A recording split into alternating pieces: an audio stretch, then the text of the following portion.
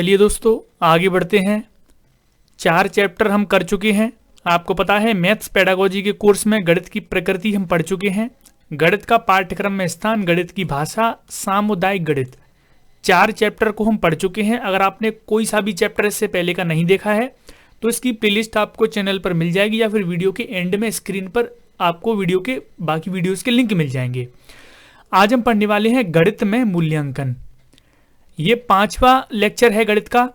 और जैसे नॉर्मली आपने बाल विकास में मूल्यांकन पढ़ा होगा, तो अगर वहाँ पर आपने मूल्यांकन पढ़ा है तो बड़ी आसानी से समझ में आ जाएगा। वही मूल्यांकन की बात हम गणित में करने वाले हैं, यानी कि गणित में किस तरह से मूल्यांकन होता है, बच्चे का गणित में किस तरह से एक टीचर मूल्यांकन करता है, उसके बारे में आज हम चर्चा करेंगे। ये लेक्चर एक स्पेशल लेक्चर है क्योंकि कुछ प्रैक्टिस के लिए क्वेश्चंस भी मैंने रखे हैं, जैसे पहले वाले चैप्टर में रखे थे, और वो उसमें एक क्वेश्चन ऑफ द डे भी होगा जिसका जवाब आपको देना है नीचे कमेंट सेक्शन में।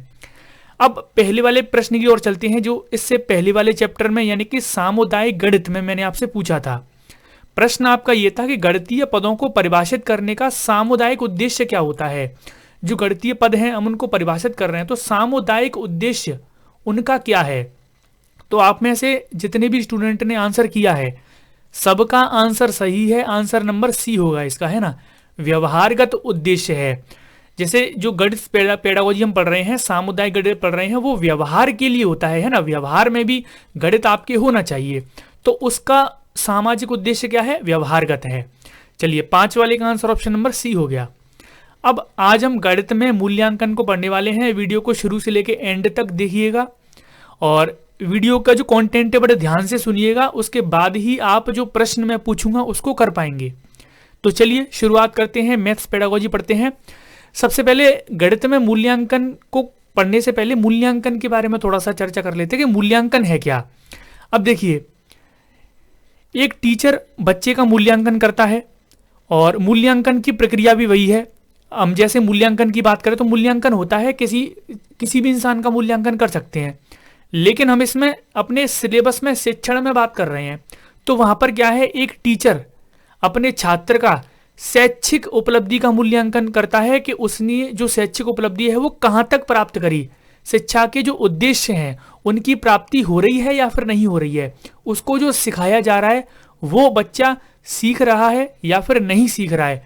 तो शैक्षिक उपलब्धि उसकी कितनी है वो ज्ञात की जाती है मूल्यांकन में। अब यहाँ पर कोठारी आयोग के बारे में आपको पता होगा। कोठारी आयोग ने अपना एक छोटा सा पैराग्राफ लिखा है, ये आपको बहुत सारी बुक्स में मिल जाएगा। मूल्यांकन एक सतत प्रक्रिया है। सतत यानी कि लगातार चलने वाली प्रक्रिया है। बच्चे का मूल्यांकन कक्षा में डेली होता है और सत्र के अंत तक होता रहता है तथा शिक्षा की संपूर्ण प्रक्रिया का अभिन्न अंग है। अब डेली बच्चे का मूल्यांकन हो रहा है तो हमारे पाठ्यक्रम में यानी कि हमारी शिक्षा में ये उसका एक महत्वपूर्ण अंग माना गया है। यह शिक्षा के उद्देश्यों को पूर्ण रूप से संबंधित है। मूल्यांकन के द्वारा शैक्षिक उपलब्धि की ही जांच नहीं की जाती बल्कि उसके सुधार में भी सहायता मिलती है। अब मूल्यांकन में ये तो पता लगा लिया जाता है कि शैक्षिक उपलब्धि कितनी है, और वहां पर जो सुधार करने हैं एक टीचर वो सुधार भी करता है बच्चे के लिए, है ना। तो ये है हमारा मूल्यांकन। अब आगे बढ़ते हैं, इसके क्या क्या उद्देश्य हैं। गणित में जो मूल्यांकन किया जाता है उसके क्या क्या उद्देश्य होते हैं, या फिर नॉर्मली जो मूल्यांकन होता है उसके क्या एम होता है, उसका हम क्यों करते हैं मूल्यांकन। देखिए, पहला है पाठ्यक्रम में आवश्यक संशोधन करना। जैसे बच्चे का आपने मूल्यांकन किया, आपको वहां से पता लगा कि पाठ्यक्रम में कुछ चीजें ऐसी हैं जो किसी बच्चे के समझ में नहीं आ रही हैं, उनके मानसिक स्तर से ऊपर हैं, तो उन चीजों को आप हटाओगे, यानी कि उसमें संशोधन करोगे। पाठ्यक्रम में आप संशोधन कर सकते हैं बच्चे का मूल्यांकन करके, है ना। आप देखोगे गणित में गणित के कुछ सवाल हैं तो किसी बच्चे पर नहीं आ रहे हैं और ना ही उनके समझ में आ रहे हैं, तो आप क्या करोगे, उन प्रश्नों को, उन सवालों को हटा दोगे क्योंकि उनके मानसिक स्तर से वो ऊपर हैं। ऐसा हो सकता है ना। लेकिन जो भी पाठ्यक्रम पहले से बनाया जाता है वो बच्चे के मानसिक स्तर के अनुसार ही बनाया जाता है। तो यहाँ पर कुल मिलाकर बात यह है कि आप लोग उसमें संशोधन कर सकते हैं, एक टीचर उसमें संशोधन कर सकता है और इसीलिए मूल्यांकन किया जाता है। आगे देख लेते हैं, परीक्षा प्रणाली में सुधार करना। जो भी परीक्षा प्रणाली है उसमें भी सुधार कर सकते हैं। हम देख सकते हैं कि बच्चों की अकॉर्डिंग है कि नहीं है। आगे है अध्यापक की कार्यकुशलता एवं सफलता का मापन करना। अच्छा, एक चीज और है, जो मूल्यांकन होता है वो कभी भी केवल बच्चे का नहीं होता, एक शिक्षक भी अपना मूल्यांकन कर रहा होता है, एक शिक्षक का भी मूल्यांकन होता है ना। तो उसकी क्या कार्यकुशलता है, सफलता कितनी है, उसका मापन किया जा सकता है मूल्यांकन से, है ना। बालकों की दुर्बलताओं तथा योग्यताओं की जानकारी प्रदान करने में सहायक है। जैसे बच्चे का आप मूल्यांकन करोगे तो वहां पर आपको पता लगेगा कि क्या चीज इसको आता है, क्या चीज इसको नहीं आती है, कौन सा मैथ का चैप्टर इसको अच्छे से आता है, कौन सा मैथ का चैप्टर इसको अच्छे से नहीं आता है, तो क्या उसकी कमजोरी है, क्या उसकी योग्यताएं हैं, क्या उसकी शक्ति है, सारी चीजें आपको वहां से पता लग जाएंगी, है ना। इसीलिए मूल्यांकन किया जाता है। नवीनतम एवं प्रभावशाली शिक्षण विधियां एवं प्रवृत्तियों की खोज करना। जैसे मान लीजिए कोई भी एक शिक्षण विधि है जिसका एक टीचर कक्षा में प्रयोग करता है, मान लीजिए व्याख्यान विधि है, तो उसमें किस तरह से और भी नई नई चीजें ऐड करी जाएं, ऐसी और कौन कौन सी नई नई विधियां मिल जाएं जिससे बच्चों को और ज्यादा चीजों को अच्छे से समझ में आए, है ना। चाहे वो कहानी विधि हो, व्याख्यान विधि हो, कोई सी भी विधि हो, उसमें संशोधन किया जा सकता है, नई विधियों की खोज की जा सकती है, और जो पुरानी प्रचलित विधियां हैं, पाठ्यपुस्तक हैं, उनमें सुधार किया जा सकता है। इसलिए हम बच्चे का मूल्यांकन करते हैं। जब बच्चे का मूल्यांकन करेंगे तो सारी चीजें पता लग जाएंगी। एक टीचर के बारे में पता लग जाएगा कि टीचर ने कितना पढ़ाया, बच्चे ने कितना पढ़ा, वो सारी चीजें पता लग जाएंगी। पाठ्यक्रम कितना प्रभावशाली है वो भी आपको पता लग जाएगा, है ना। तो गणित शिक्षण में मूल्यांकन के ये कुछ उद्देश्य हैं, है ना। यहां से उद्देश्य आपको समझ में आ गए। आगे बढ़ते हैं। अब जैसे गणित में अब क्या है, मूल्यांकन करोगे तो मूल्यांकन के लिए परीक्षाओं का आयोजन किया जाता है ना। मूल्यांकन के लिए क्या है, एक तरह से परीक्षा ली जाती है, तो उसके बारे में भी मैं आपको आगे बताऊंगा। और जो परीक्षा ली जाती है उसके कुछ मानक होते हैं, जिन मानकों पर खरी उतरनी चाहिए वो परीक्षा, जो टेस्ट है वो इतने मानकों पर खरा उतरना चाहिए। ये चीज आपको बाल विकास में भी दिखेगी, आपको हिंदी पेडागोजी, मैथ्स पेडागोजी, सारी चीजों में दिखेगी। तो इसको बड़े ध्यान से समझिएगा कि एक अच्छी परीक्षा, जो भी एक अच्छा टेस्ट होता है, उसमें कुछ गुण होते हैं, उसके कुछ लक्षण होते हैं। सबसे पहला जो परीक्षा ली जा रही है वो विश्वसनीय होनी चाहिए। उसमें विश्वसनीयता मतलब ये है कि जैसे आपने कोई टेस्ट बनाया, जैसे मान लीजिए आपने कोई सिद्धांत का प्रतिपादन कर दिया, आपने कोई सिद्धांत का इजाद किया, है ना। अब समान परिस्थितियों, जैसे कोई भी परिस्थिति हो, वो काम करना चाहिए। जैसे एग्जांपल ले लेता हूं मैं, जैसे बल्ब है, आपने कोई बल्ब बनाया है, अब चाहे वो दिन में हो, चाहे रात हो, चाहे बारिश हो, चाहे कैसा भी हो, जब आप उसको ऑन करोगे तो वो जलना चाहिए।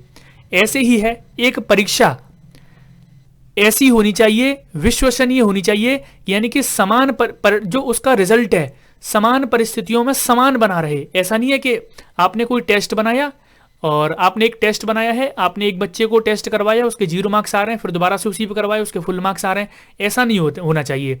कोई भी चीज बनाई गई है, वो परिस्थिति कैसी भी हो, समान रिजल्ट देनी चाहिए, है ना। जैसे बल्ब है, समान रिजल्ट देगा, उसका काम है जलना, है ना। तो विश्वसनीयता उसमें होनी चाहिए।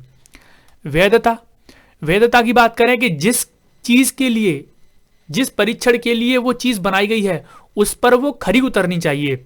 यदि कोई परीक्षण वही मापता है जिसकी मापन के लिए उसका निर्माण हुआ है, तो परीक्षा वैध कहलाती है ना। जैसे बच्चों का आपको मानसिक स्तर पता करना है, आपने कोई परीक्षा बनाई, तो परीक्षा बच्चों के मानसिक स्तर को जानने के लिए ही होनी चाहिए, यानी कि उसी के लिए होनी चाहिए जिसके लिए वो बनाई गई है। तो उसको कहते हैं दोस्तों वैधता, है ना। वस्तुनिष्ठता किसको कहते हैं? वस्तुनिष्ठता इसको कहते हैं, जैसे मान लीजिए आप एक टीचर हैं, आपने कोई टेस्ट बनाया कक्षा में, तो वो जो टेस्ट है उसमें आप बच्चों की जो विविधता है, उनका व्यवहार कैसा है, वो सारी चीजें जो आप जानना चाहते हो उस परीक्षा में, उसके अकॉर्डिंग होनी चाहिए। आपके पर्सनल व्यूज उसमें कुछ नहीं होने चाहिए। जैसे मान लीजिए टीचर है, उसको जो चीज पसंद है, उसको मान लीजिए ज्योग्राफी पसंद है, तो ज्योग्राफी का टेस्ट ले लिया, ये चीज गलत है। टीचर का इंटरफेरेंस यानी कि पर्सनल जो व्यक्तिगत प्रभाव है उस टेस्ट पर नहीं पड़ना चाहिए, है ना। वही चीज क्या कहलाती है? वस्तुनिष्ठता कहलाती है कि जो यानी कि जो पर्सनल व्यू है, जो व्यक्तिगत प्रभाव है, वो उस पर नहीं आना चाहिए एक टीचर का, है ना। तो परीक्षा कैसी होनी चाहिए? वस्तुनिष्ठ होनी चाहिए। विभेदीकरण किसको कहते हैं? एक परीक्षा में विभेदीकरण का गुण पाया जाता है। क्या होता है ये ऐसा होता है कि मान लीजिए आपने कोई परीक्षा ली, तो ऐसा नहीं है कि आपने इतनी ज़्यादा सरल परीक्षा ले ली कि सभी बच्चों के फुल मार्क्स आ गए, ऐसा नहीं होना चाहिए। वो परीक्षा चाहे वो कक्षा में तेज विद्यार्थी हैं, सामान्य विद्यार्थी हैं, पढ़ने वाले विद्यार्थी हैं, उनमें भेद कर पाए। उस परीक्षा से ये टीचर को पता लग जाए कि तेज बालक कौन सा है पढ़ाई में, मंद बुद्धि बालक कौन सा है ना, सामान्य बालक कौन सा है। सारी चीजें टीचर को पता लग जाए, ऐसी होनी चाहिए परीक्षा। इसको बोलते हैं विभेदीकरण, है ना, विभेद कर पाए, भेद कर पाए बच्चों में, है ना। तो यहां पर ये नेगेटिव नहीं लेना है आपको, भेद कर पाए यानी कि मतलब ये है कि वो पता कर पाए परीक्षा कि बच्चे का मानसिक किस किस का कितना स्तर है, तो उनमें विभेद कर पाए। विभेदीकरण ये होता है। आपको समझ में आ गया। आगे है कठिनाई स्तर। कठिनाई स्तर ऐसा होना चाहिए कि बच्चों के स्तरानुसार होना चाहिए। जैसा बच्चों का स्तर है, प्रश्न परीक्षा का कठिनाई स्तर भी उन्हीं के अकॉर्डिंग होना चाहिए। ऐसा नहीं है कि बहुत ज्यादा कठिन दे दिया, बहुत ज्यादा सरल दे दिया, ऐसा नहीं है। अब इसकी एक छोटी सी परिभाषा है, कठिनाई स्तर कहते किसको है कि कठिनाई स्तर की परिभाषा सही प्रश्न करने वाले विद्यार्थियों की प्रतिशतता है।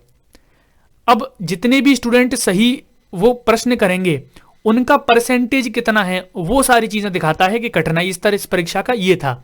जैसे आपने देखा है कट ऑफ जाती है, तो आपने देखा हो कट ऑफ 80% चली गई तो आप बोलते हो कि हाई कट ऑफ चली गई है, 70% चली गई या फिर 60% कट ऑफ चली जाती तो आप बोलते हो कि नॉर्मल कट ऑफ है। तो वो सारी चीजें कितने प्रतिशत बच्चे उसको पास कर रहे हैं, वो होता है कठिनाई स्तर। जैसे कोई परीक्षा है, उसकी कट ऑफ गई है मान लीजिए 100 में से 50, तो आप बोलेंगे कि परीक्षा कैसी थी, सामान्य थी, कठिन नहीं थी। अब वहीं पर 80% चली जाए कट ऑफ, आप बोलोगे परीक्षा कैसी थी, हार्ड थी, है ना। तो वो होता है कठिनाई स्तर। तो जो भी एक परीक्षा ली जाती है उस परीक्षा में ये लक्षण होने चाहिए, विश्वसनीयता होनी चाहिए, उसमें वैधता होनी चाहिए, उसमें वस्तुनिष्ठता होनी चाहिए, वो विभेदीकरण कर पाए बच्चों में, कठिनाई स्तर उसका स्तरानुकूल होना चाहिए बच्चों के। तो ये सारे एक अच्छी परीक्षा के लक्षण हैं, है ना। यहां से आपको परीक्षा के लक्षण समझ में आगे बढ़ते हैं। मूल्यांकन की कुछ प्रविधियां हैं, प्रविधियां यानी कि टेक्निक्स हैं, टैक्टिक्स हैं, जिनसे मूल्यांकन किया जाता है। तो सबसे पहले देख लेते हैं लिखित परीक्षा है। सबसे पहले आप लिखित परीक्षा के माध्यम से बच्चे का मूल्यांकन कर सकते हो, चाहे वस्तुनिष्ठ प्रश्न हो, चाहे निबंधात्मक प्रश्न हो, कैसे भी प्रश्नों के माध्यम से लिखित परीक्षा के माध्यम से क्या है आप बच्चे का मूल्यांकन कर सकते हैं। मौखिक परीक्षाएं आप ले सकते हो। मौखिक परीक्षाएं से आप क्या पता लगाओगे, बच्चे की वाद विवाद करने की जो क्षमता है वो कैसी है, अभिव्यक्त करने की क्षमता कैसी है, इन सारी चीज़ों का आप मूल्यांकन कर सकते हो मौखिक परीक्षा के माध्यम से, है ना। तो मौखिक परीक्षा के माध्यम से भी क्या है बच्चे का मूल्यांकन किया जा सकता है।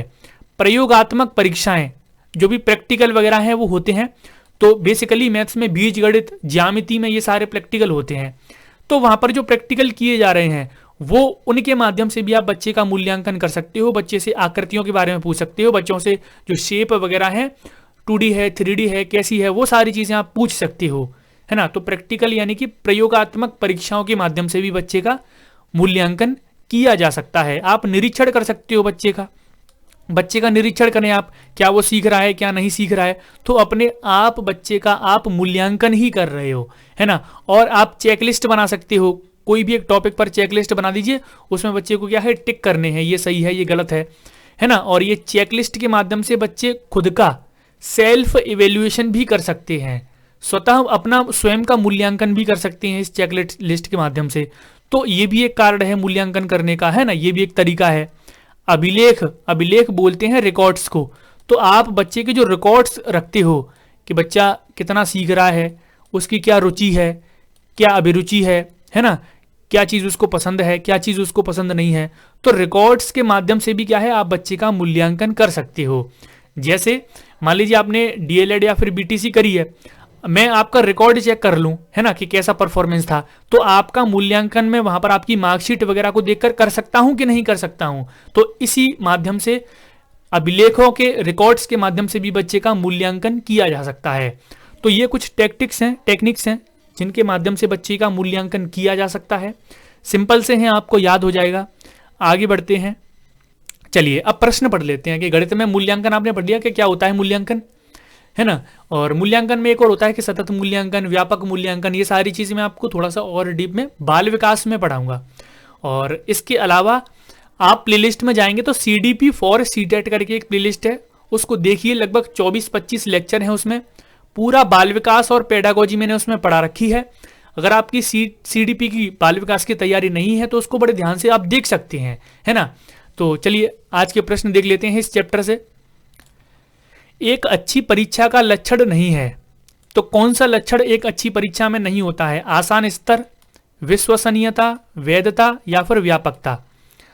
देखिए आंसर इसका मैं आपको बता देता हूं। इसका आंसर ऑप्शन नंबर ए है, आसान स्तर। एक परीक्षा का लक्षण नहीं है कि उसका स्तर आसान हो, है ना। सामान्य स्तर होता है, कुछ प्रश्नों का आसान भी होता है, कुछ कठिन प्रश्न भी होते हैं, तो आसान स्तर किसी भी परीक्षा का लक्षण नहीं है। विश्वसनीयता मैंने आपको बता दी, समान परिणाम दे हर बार में। वैधता मैंने आपको बता दी। व्यापकता यानी कि व्यापक होना चाहिए।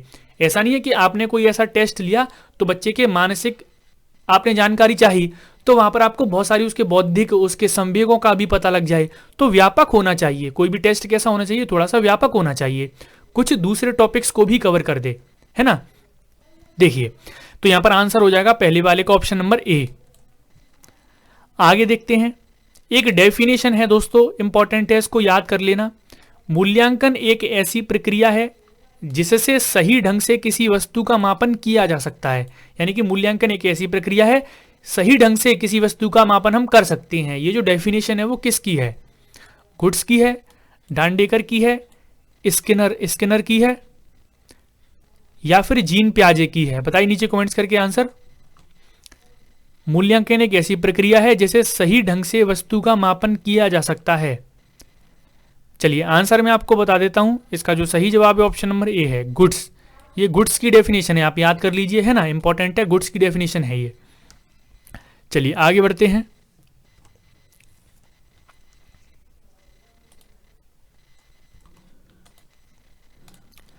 गणित शिक्षण में मूल्यांकन का कौन एक उद्देश्य नहीं है? तो गणित शिक्षण में मैंने आपको मूल्यांकन के उद्देश्य बताए, उसमें आपको बताना है इसमें से कौन सा उद्देश्य नहीं है। पाठ्यक्रम में आवश्यकतानुसार बदलाव करना, उनके व्यवहार के साथ छेड़छाड़ करना, यानी कि बच्चों के व्यवहार के साथ छेड़छाड़ करना, नवीनतम शिक्षण विधियों की खोज करना, बालकों की अधिगम संबंधी कठिनाइयों का पता लगाना। बताइए नीचे कमेंट करके थर्ड वाले का आंसर क्या होगा? मूल्यांकन का कौन सा उद्देश्य नहीं है? देखिए मैंने आपको बताया था पाठ्यक्रम में आवश्यकतानुसार बदलाव करना, नई नई शिक्षण विधियों की खोज करना, पुरानी विधियों में संशोधन करना, कठिनाइयों का पता लगाना, ये सारी चीजें हैं। केवल ये ऑप्शन गलत है ना। तो ये गलत है, इसलिए आंसर क्या होगा? यही होगा।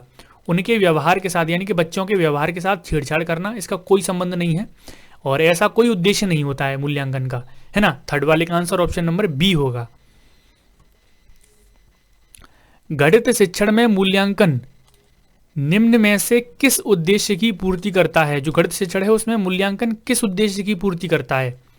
शिक्षण व्यूह रचना का विकास करना, बालकों को सीखने का उत्तम तरीका बताना, उपचारात्मक शिक्षण पर बल देना या फिर उपरोक्त सभी। गणित शिक्षण में जो मूल्यांकन है किस उद्देश्य की पूर्ति करता है? देखिए आंसर इसका ऑप्शन नंबर 4 है, सभी इंपॉर्टेंट है ना। उपचारात्मक शिक्षण पर भी बल देगा मूल्यांकन, नए नए उत्तम तरीके भी सीखने पर उस पर भी बल देगा, जो शिक्षण व्यू रचना है उसका भी विकास करेगा। वही मैंने आपको बताया ना कि जो विधियां हैं उनका फिर दोबारा से उनमें संशोधन करना, है ना। तो फोर्थ वाले का आंसर ऑप्शन नंबर डी होगा। आगे बढ़ते हैं क्वेश्चन ऑफ द डे की तरफ। इस चैप्टर का ये क्वेश्चन ऑफ द डे है जिसका जवाब आपको देना है नीचे कमेंट सेक्शन में। निम्न में से कौन सी गणित में मूल्यांकन की एक तकनीक नहीं है? मूल्यांकन की एक तकनीक कौन सी नहीं है? प्रेक्षण तकनीक, अनुसूची, साक्षात्कार या फिर भाषण? आप बताएंगे नीचे कमेंट्स करके, है ना। सिंपल सा प्रश्न है कि मूल्यांकन की कौन सी एक तकनीक नहीं है? प्रेक्षण तकनीक, अनुसूची, साक्षात्कार या फिर भाषण? तो इसका जवाब आप लोग देंगे कमेंट सेक्शन में, थोड़ा सा एक्सप्लेन के साथ करना, है ना। तो ये हमारा हो गया आज गणित में मूल्यांकन, है ना।